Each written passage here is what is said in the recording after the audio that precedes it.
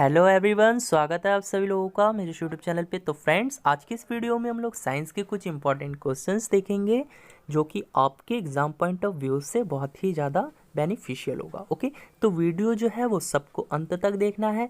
और यदि आप लोग इस चैनल पे नए हो, पहली बार विजिट कर रहे हो, तो इस चैनल को सब्सक्राइब कर लो और बेल आइकन को प्रेस कर लो। ओके, तो चलिए बढ़ते हैं क्वेश्चन की तरफ।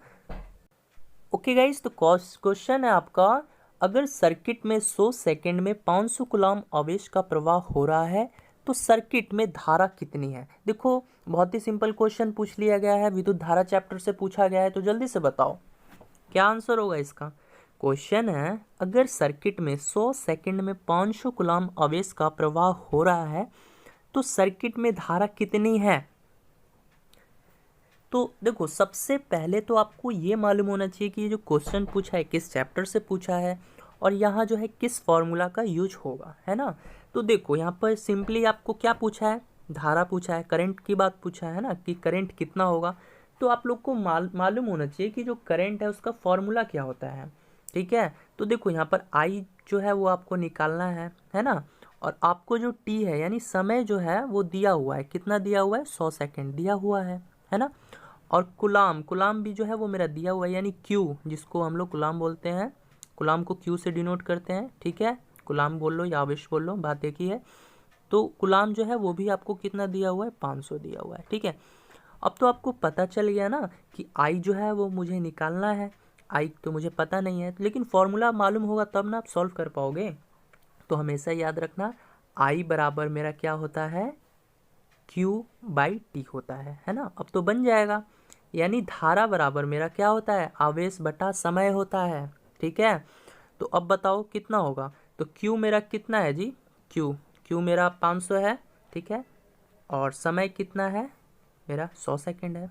तो अब बताओ आई बराबर क्या हो गया, 5 एम्पियर हो गया आपका। तो राइट आंसर क्या हो जाएगा, ऑप्शन ए जो है आपका करेक्ट आंसर हो जाएगा। ठीक है, बढ़ते हैं नेक्स्ट क्वेश्चन की तरफ। गाइस, सेकंड नंबर क्वेश्चन है, 2 कूलम आवेश को बिंदु ए से बी तक ले जाने में किया गया कार्य होगा यदि बिंदुओं पर विभव क्रमशः 10 वोल्ट और -5 वोल्ट है। तो देखो, यहाँ पे पूछा क्या गया है, सिंपली वर्क पूछा है ना, यानी कितना कार्य उसको लगेगा ए से बी तक ले जाने में।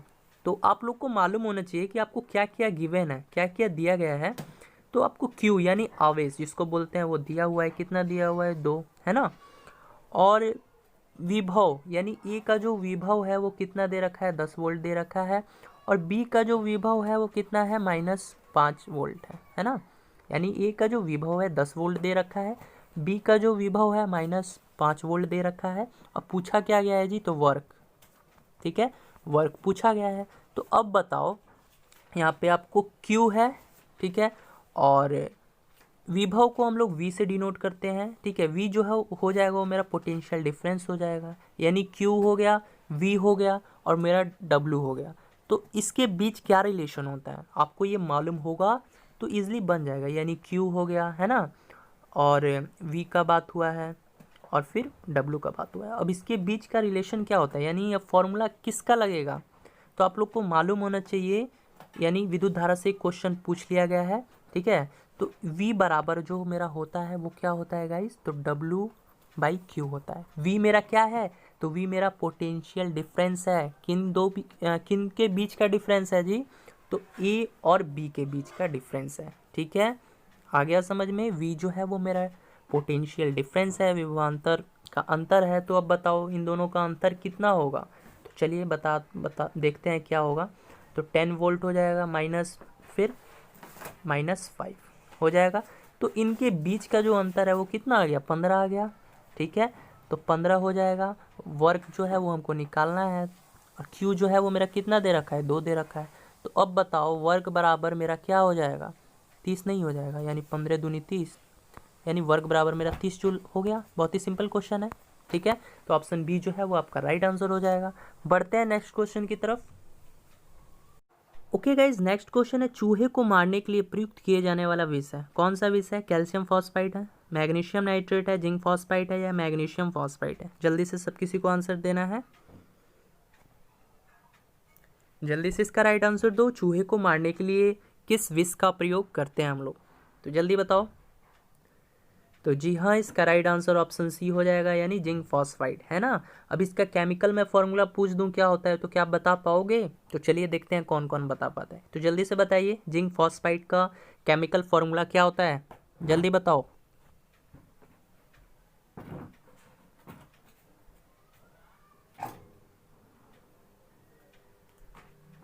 तो चलिए मैं बता देता हूँ, ठीक है। जिंक फॉस्फाइड का जो केमिकल फॉर्मूला होता है गाइज, वो क्या होता है, Zn3P2, ठीक है, जिंक फॉस्फाइड का है। चलिए बढ़ते हैं नेक्स्ट क्वेश्चन की तरफ। अच्छा, आप लोग यहाँ से ये भी जान लो कैल्शियम फॉस्फाइड का क्या होता है, पूछा जा सकता है। तो कैल्शियम फॉस्फाइड का जो केमिकल फॉर्मूला होता है वो होता है Ca3P2, ठीक है। और मैग्नीशियम नाइट्रेट की मैं बात करूँ तो इसका होता है Mg3, Mg3 और N2, ठीक है, ये मैग्नीशियम नाइट्रेट का होता है। और मैग्नीशियम फॉस्फाइड, इसका जो केमिकल फार्मूला होता है वो क्या होता है, Mg3P2। आई होप समझ में आ गया होगा, ठीक है। तो इसका जो राइट आंसर होगा वो क्या होगा, जिंक फॉस्फेट, यानी चूहे को मारने के लिए हम लोग किस विष का प्रयोग करते हैं, तो जिंक फॉस्फेट, ठीक है, ऑप्शन सी। बढ़ते हैं नेक्स्ट क्वेश्चन की तरफ गाइज। ओके, नेक्स्ट क्वेश्चन है, कौन से वैज्ञानिक द्वारा रेडियोधर्मी तत्व रेडियम की खोज की गई थी? तो बताओ, मैरी क्यूरी के द्वारा, न्यूटन के द्वारा, अल्बर्ट आइंस्टीन के द्वारा, या बेंजामिन फ्रैंकलिन के द्वारा? तो सब किसी को आंसर देना है, जल्दी बताओ।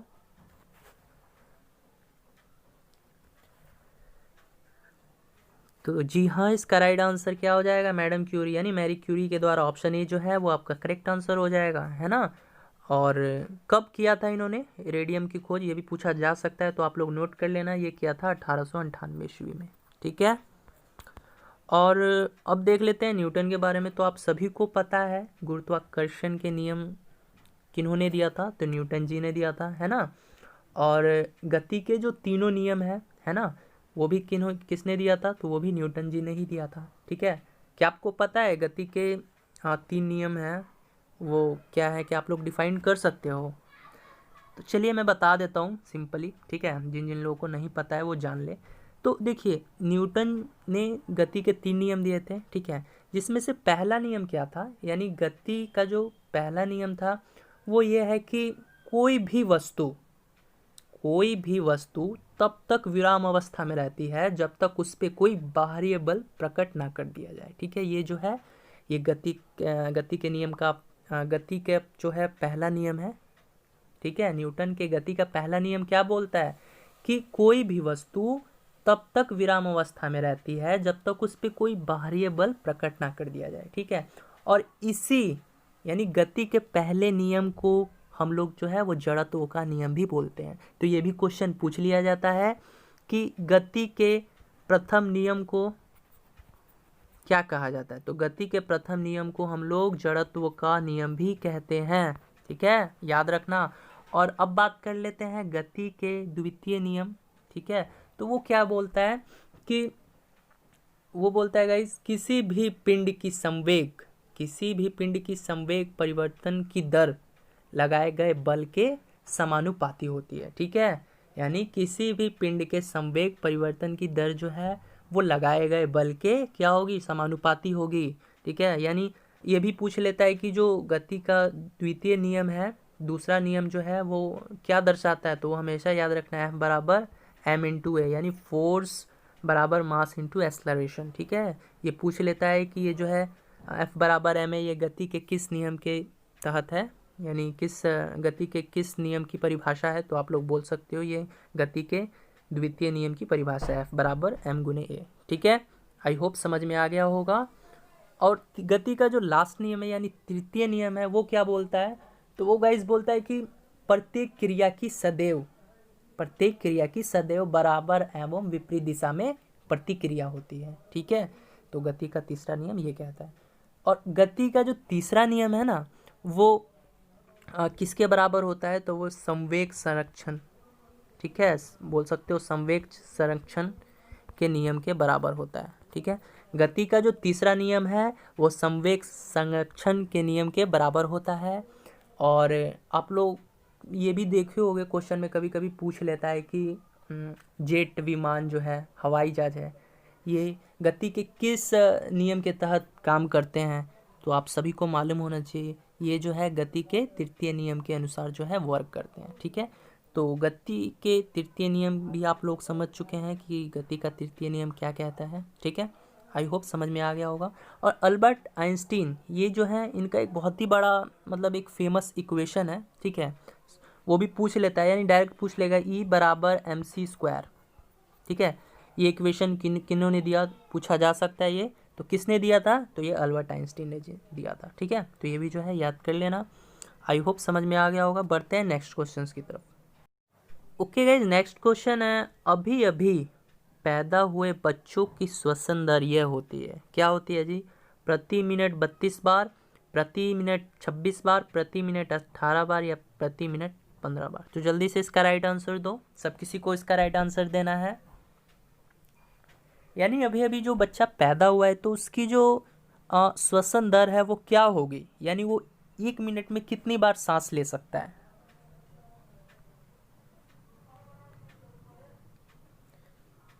तो जी हाँ, इसका राइट आंसर ऑप्शन ए हो जाएगा, है ना, यानी प्रति मिनट 32 बार, ठीक है। तो आप लोग हमेशा याद रखना, नवजात शिशु या फिर छोटे बच्चे, ये अधिक उम्र के बच्चों और युवाओं की अपेक्षा सांस जो है अधिक तेजी से लेते हैं, ठीक है। और उनका जो श्वसन दर होता है वो प्रति मिनट कितना होता है, 30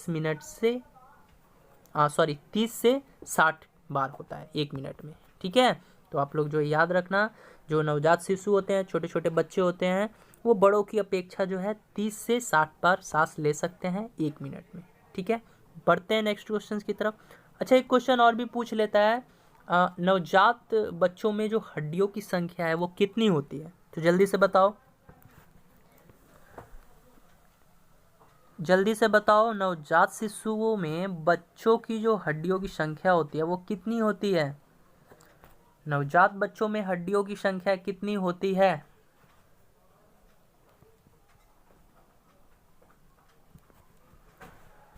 तो जी हाँ, इसका राइट आंसर क्या हो जाएगा, 300, है ना। यानी नवजात बच्चों में जो हड्डियों की संख्या होती है वो 300 होती है, ठीक है। और जैसे वो बड़े हो जाते हैं, ठीक है, तो वो क्या हो जाता है, वो आपस में मिलकर 206 हो जाते हैं, ठीक है। समझ में आ गया। बढ़ते हैं नेक्स्ट क्वेश्चन की तरफ। ओके गाइज, नेक्स्ट क्वेश्चन है, सबसे बड़ा एक कोशिकीय जीव है, यानी दुनिया का जो सबसे बड़ा एक कोशिकीय जीव है वो कौन सा है, एसिटेबुलेरिया, ईस्ट, अमीबा या शैवाल। जल्दी से बताओ, सब किसी को इसका राइट आंसर देना है। दुनिया का सबसे बड़ा एक कोशिकीय जीव है, कौन सा है, एसिटेबुलेरिया, ईस्ट, अमीबा या शैवाल। जल्दी से इसका राइट आंसर दो। तो जी हाँ, इसका राइट आंसर क्या हो जाएगा, ऑप्शन डी, है ना। यानी दुनिया का जो सबसे बड़ा एक कोशिकीय जीव है वो समुद्र में पाया जाता है, जो कि शैवाल है, ठीक है। और इस जीव का नाम क्या है, तो इस जीव का नाम है कोलेप्रा टैक्सीफोलिया, ठीक है। ये वैसे नहीं पूछा जाएगा बट आप लोग नोट कर लो इसके बारे में। यानी मैं क्या बताया, दुनिया का जो सबसे बड़ा एक कोशिकीय जीव है वो कहाँ पाया जाता है, वो समुद्र में पाया जाता है, जो कि एक शैवाल है ना। और इस जीव का नाम क्या है, इस जीव का नाम है कोलेप्रा, नाम भी अजीब है ना, कोलेप्रा टैक्सीफोलिया, ठीक है। तो कोलेप्रा टैक्सीफोलिया जो है ये एक घास की तरह, मतलब आपको पता है शैवाल जो है वो कैसा दिखता है, तो एक घास की तरह होता है, ठीक है। यानी जिसमें आप लोग बोलते हो ना काई वगैरह, वही जो है वो क्या है, शैवाल है, उसी को हम लोग शैवाल बोलते हैं। तो ये क्या है, दुनिया का जो सबसे बड़ा एक कोशिकीय जीव है, ठीक है। तो आई थिंक आप लोग को क्लियर हो गया होगा। देखो अमीबा है, वो भी क्या है, ये भी जो है एक कोशिकीय जीव है, लेकिन ये छोटा है, ठीक है, शैवाल से छोटा है, ठीक है। तो एक कोशिकीय जीव कौन कौन से हो गए, जैसे बैक्टीरिया हो गया, अमीबा हो गया, शैवाल हो गया। शैवाल जो है वो सबसे बड़ा एक कोशिकीय जीव होता है, ठीक है। और अगर मनुष्य की बात करें, ठीक है, तो हम मनुष्य बहुत ही ज़्यादा जटिल संरचनाओं से बने हुए हैं, ठीक है। मतलब हम कई सारे कोशिका से मिलकर बने होते हैं, इसलिए जो है हमको बहुकोशिकीय जीव कहा जाता है। हम लोगों को, यानी हम मनुष्य को क्या कहा जाता है, बहुकोशिकीय जीव कहा जाता है, ठीक है। आई होप क्लियर हो गया होगा। बढ़ते हैं नेक्स्ट क्वेश्चन की तरफ। ओके, नेक्स्ट क्वेश्चन है, तारों का रंग किस पर निर्भर करता है, तापमान पर, दूरी पर, रेडियस पर या वायुमंडलीय दाब पर। तो जल्दी से बताओ, तारों का रंग जो है वो किस पर डिपेंड करता है। सबका सही होना चाहिए, बहुत ही सिंपल क्वेश्चन है। तो जी हाँ, इसका राइट आंसर क्या हो जाएगा? ऑप्शन ए, यानी तारों का जो रंग होता है वो किस पर, टेम्परेचर पर डिपेंड करता है ना। ऑप्शन ए जो है आपका करेक्ट आंसर हो जाएगा। बढ़ते हैं नेक्स्ट क्वेश्चन की तरफ। अच्छा गाइज, एक क्वेश्चन और पूछ लेता है यहाँ से। क्वेश्चन ये पूछ लेता है, वायुमंडलीय दाब, इसका एसआई मात्रक क्या होता है? बता सकता है कोई? जल्दी बताओ। वायुमंडलीय दाब का जो एसआई मात्रक होता है वो क्या होता है? और बताओ जल्दी। देखो, वायुमंडलीय दाब का जो एसआई मात्रक होता है वो क्या होता है? बार या पास्कल। ठीक है, इन दोनों में से एक ही ऑप्शन देगा। ठीक है, और एक क्वेश्चन और पूछ लेता है, वायुमंडलीय दाब जो है वो किस यंत्र से मापा जाता है? बता सकते हो? ये तो बहुत ही सिंपल क्वेश्चन है, आई थिंक पूछा हुआ भी है आपके एग्जाम में। तो जल्दी बताओ, वायुमंडलीय दाब जो है वो किस यंत्र से मापा जाता है?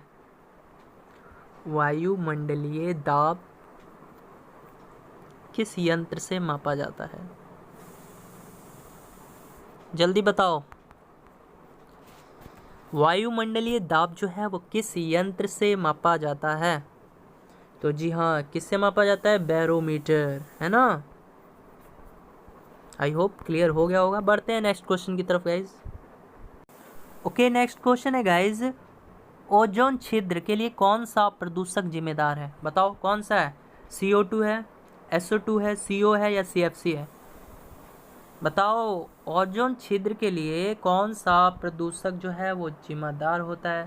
तो जल्दी से सबको इसका राइट आंसर करो। कौन कौन सा है बताओ? कार्बन डाइऑक्साइड है या सल्फर डाइऑक्साइड है, कार्बन मोनोऑक्साइड है या क्लोरोफ्लोरोकार्बन है? जल्दी बताओ। तो जी हाँ, इसका राइट आंसर क्या हो जाएगा? ऑप्शन डी, यानी क्लोरोफ्लोरोकार्बन, CFC। ठीक है, आई होप समझ में आ गया होगा। ठीक है, तो अब देखो एक दो क्वेश्चन जो है यहाँ से पूछ लेता है कि एक क्वेश्चन है, बहुत ही इंपॉर्टेंट क्वेश्चन है, कि सूर्य के पराबैंगनी किरणों को अवशोषित करने वाली परत का क्या नाम होता है? बताओ, सूर्य के पराबैंगनी किरणों को अवशोषित करने वाली जो परत होती है उसका क्या नाम है? तो जी हाँ, उसका क्या नाम है? ओजोन परत। ठीक है, यानी सूर्य की जो पराबैंगनी किरणें होती हैं, आप सभी को मालूम है, वो बहुत ही हार्मफुल होती है हम सभी लोगों के लिए। ठीक है, यानी हम लोगों के लिए या पृथ्वी पर जितने भी जीव जंतु हैं सबके लिए ये जो किरण है बहुत ही मतलब हानिकारक है। इससे क्या होता है कि पराबैंगनी किरणें जो है, मतलब इससे स्किन जो कैंसर होता है वो भी होने का संभावना होता है। तो आप लोग जो है इसको याद कर लेना। ओजोन परत से बहुत ही इंपॉर्टेंट क्वेश्चन है, पूछ लेता है। और एक बात और गाइस, हमेशा याद रखना कि जो वायुमंडल में सबसे कम मात्रा में पाई जाने वाली गैस है वो कौन सी है? तो वो भी ओजोन ही है। ठीक है, ठीक है। ओके गाइस, नेक्स्ट क्वेश्चन है, कौन सी शिरा फेफड़ों से हृदय में रक्त शुद्ध लाती है? बताओ कौन सी शिरा है? फुफ्फुसीय शिरा है, महाशिरा है, यकृत शिरा है, किडनी शिरा है? कौन सी शिरा जो है फेफड़ों से हृदय में रक्त शुद्ध लाती है? तो जी हाँ, इसका राइट आंसर क्या हो जाएगा?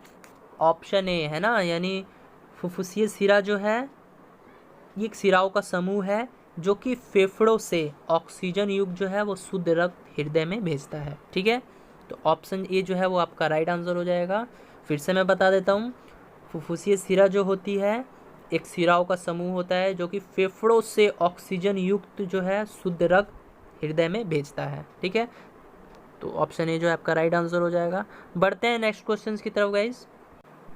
ओके, नेक्स्ट क्वेश्चन है गाइज, रबड़ को सल्फर से गर्म करके उसकी गुणवत्ता बढ़ाने की प्रक्रिया को क्या कहते हैं? जल्दी बताओ, बहुत ही सिंपल क्वेश्चन है, सबका सही होना चाहिए ये क्वेश्चन। जल्दी से बताओ, रबड़ को गर्म करके उसकी गुणवत्ता बढ़ाने की प्रक्रिया को क्या कहते हैं?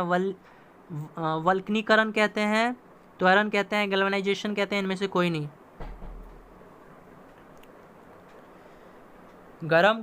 रबड़ को सल्फर से गर्म करके उसकी गुणवत्ता बढ़ाने की प्रक्रिया को क्या कहा जाता है? वल्कनीकरण, त्वरण, गैल्वेनाइजेशन या इनमें से कोई नहीं। तो जी हाँ, इसका राइट आंसर क्या हो जाएगा? वल्कनीकरण, है ना।